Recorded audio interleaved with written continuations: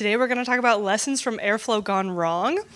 I'm sure that everyone in this room has seen some variety of this presentation already this week, because every single presentation has lessons about Airflow gone wrong. So consider this a nice cherry on top for the week and a summary of things that you should do and shouldn't do in Airflow. We're at the end of the conference. Our nice friend from City of Pittsburgh back here didn't show up with beer as requested. Thank you so much, Zoe, for attending. Hey.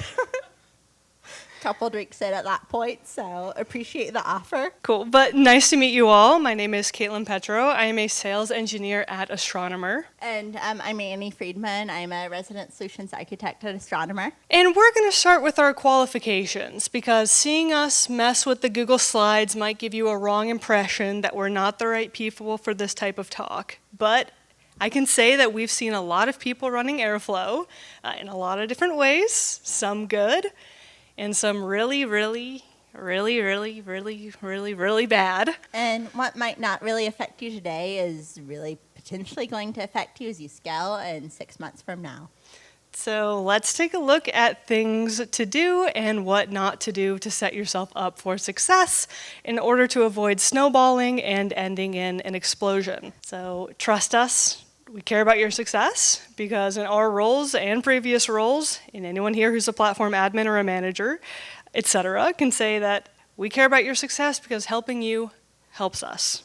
Less work, better for you, better for us. We'll throw it back to the basics. Please don't hard-code your passwords in your DAGs. You shouldn't want to share them, and we don't want to see them. Now, I have to ask the room, if you've hard-coded secrets in your DAG before, please raise your hand, even in local development. And if you've accidentally kept it there for the PR, please keep your hand up as well. So thank you. I totally understand. You shouldn't want to share it. We don't want to see it. It's amazing how many people do, actually. Someone emailed me their admin password to Confluent the other week. I'm still not quite sure what I'm supposed to do for that, waiting to hear back from the security team. Teams regularly raise tickets with their keys inside of the support tickets. It's pretty wild. Even people come 10 to 20 years experience are still doing this. So be like HackerCat.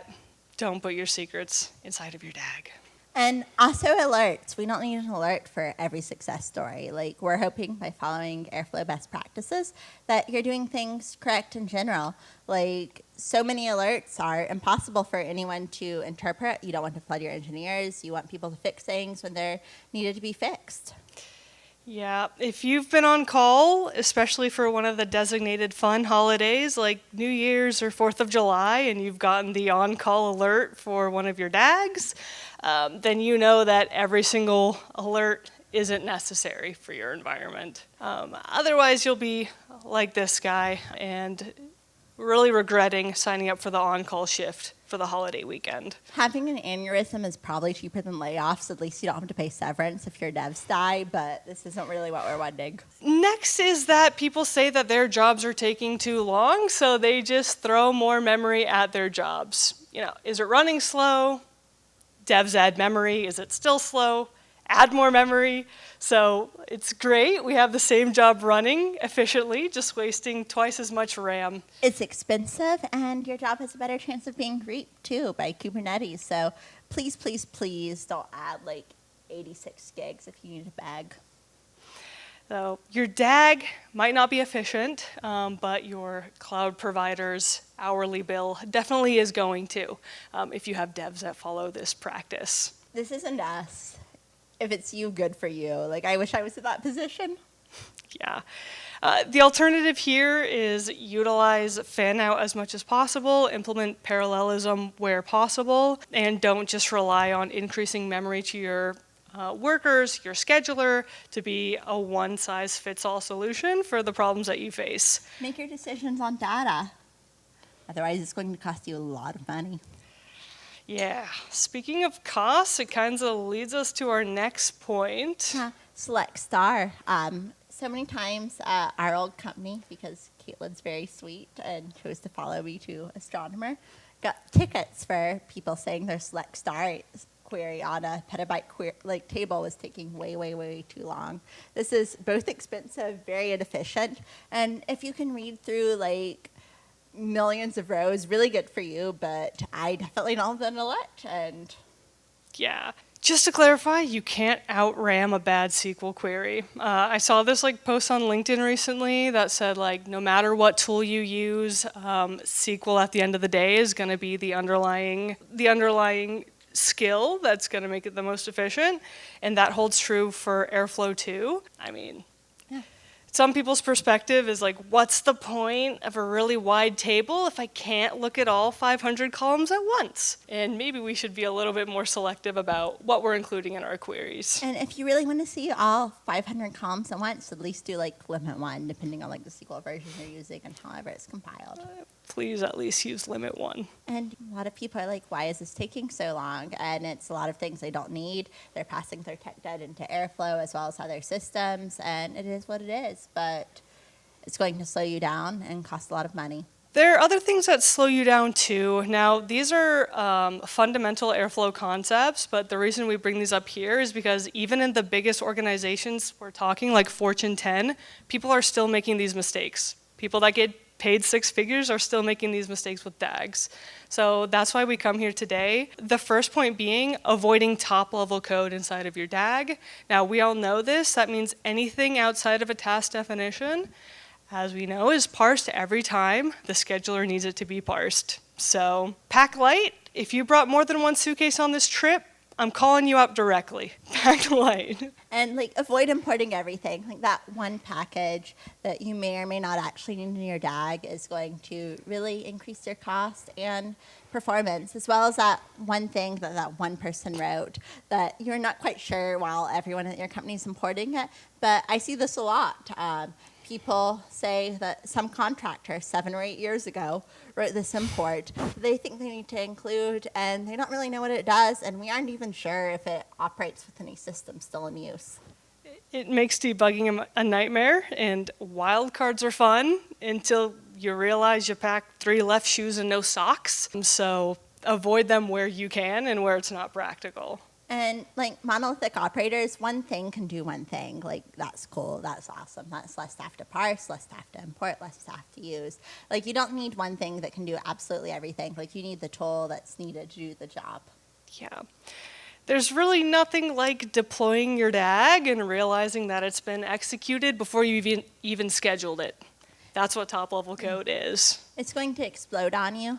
This is a lot of resources on the scheduler, DAG processor, especially API and Airflow 3, and we really want to avoid this. If you don't know what it's doing, you don't need it. Next, we're going to talk about the PythonOperator trap. I would say the PythonOperator is like a friend with really bad influence. Hey, don't worry, we're just going to put one script in there. It's just a one-time thing for this really unique functionality that only our company has, like connecting to Snowflake. But then later down the line, it turns into a 500-line function with half a dozen imports and reinvigorates your existential dread for cleaning up tech debt from your coworkers. I've seen some companies migrating to Airflow because of all of its benefits and still using a 4,000 line script of Python. And if you do that, unfortunately, we can't help with task retries. We don't know what fails. You don't know what fails. It really hurts. Yeah.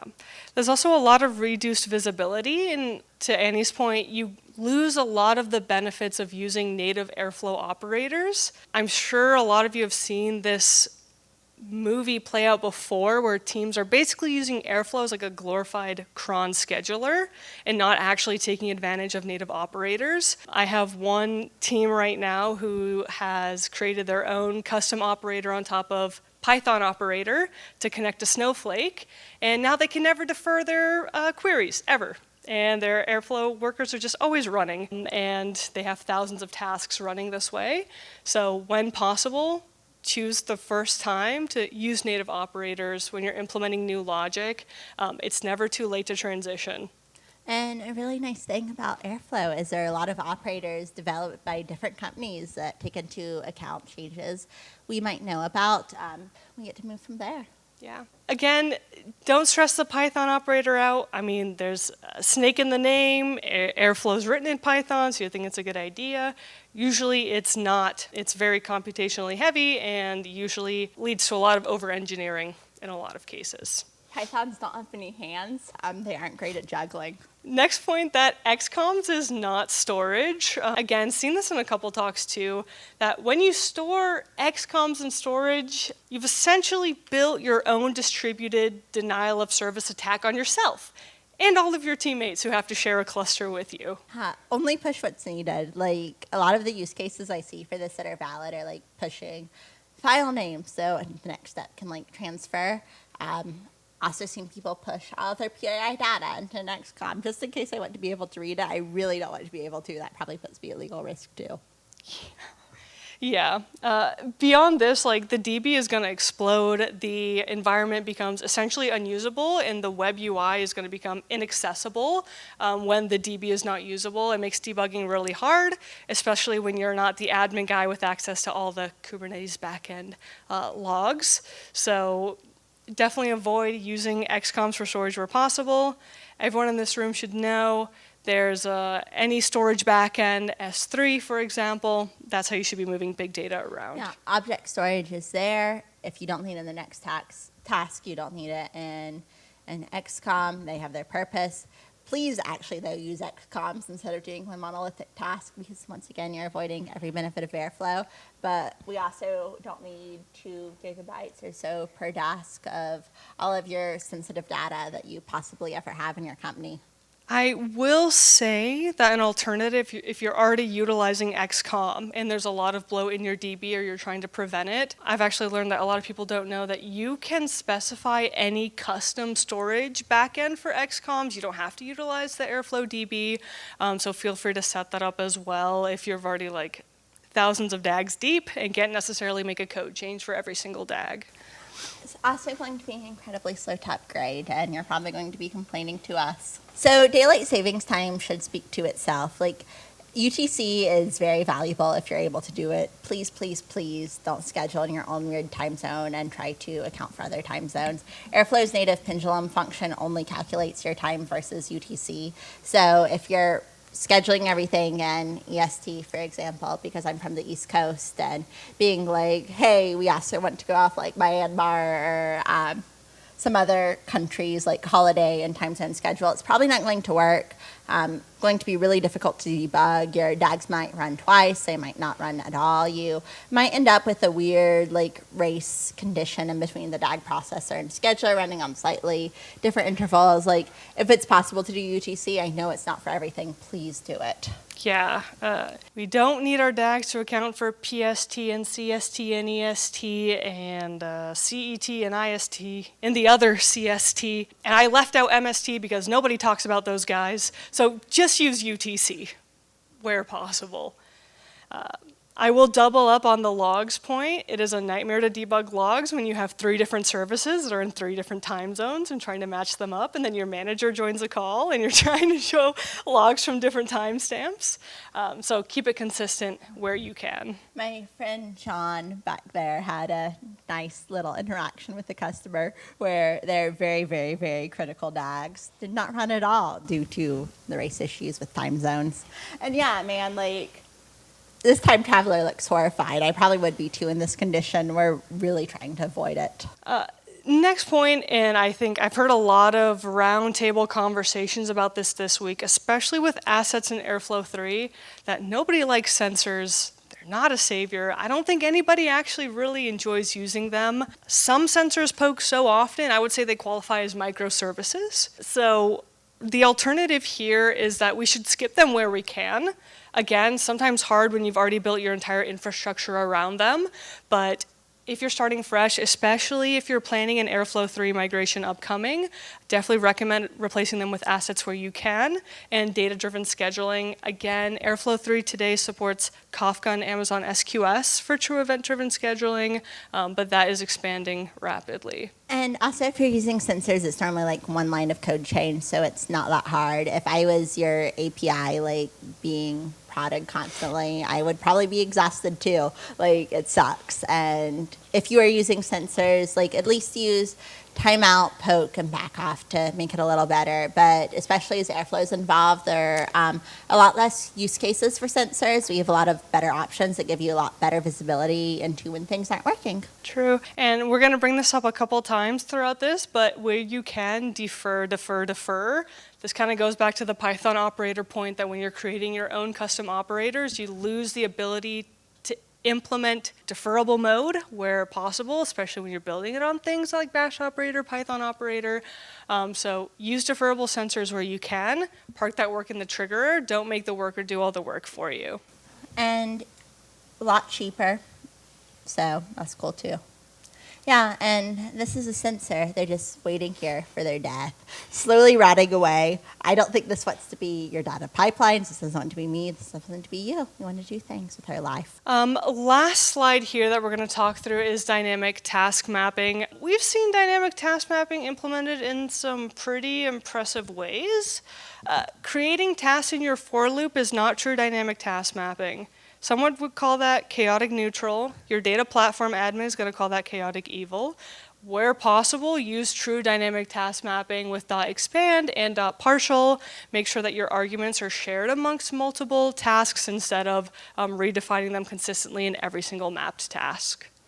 And you only want so many tasks to run at once, hopefully. If not, Airflow might not be your best choice. You might want to be using something with distributed compute. And using what you need for when you need it is very important. I will say again to deferrable operators, if you're using dynamic task mapping, which you should be careful of doing, please try to prefer operators that can utilize deferrable mode, because all the challenges that come with non-deferrable operators just expand tenfold when you're utilizing dynamic task mapping. And with partial too, you might only need to pass some of your criteria. Like, you might not only need to pass like the bucket name. You don't need to pass everything for everything. I would also say validate inputs. Add some small pre-check before you implement dynamic task mapping. We've also seen some cases where a vendor will drop 10,000 files instead of 10 randomly that month. So adding some pre-check to make sure the list size is what you expect is going to make sure that you can fail fast and not just suck resources away from your org, which was already limited at the beginning of the quarter anyways. Budgets are really nice. But with item potency as well, you want to be able to make sure if you fail, which is the nice thing about Airflow, you are failing and you know where you fell and you know where to restart. So you can use things like indexes to have an idea of what needs to be done in the future. Dynamic task mapping can be your friend, or it can be a monster in your life that creates a lot of headache for you and your entire team. These monsters started off real cute, but they got a little scary a little quick. It was a lot of teeth.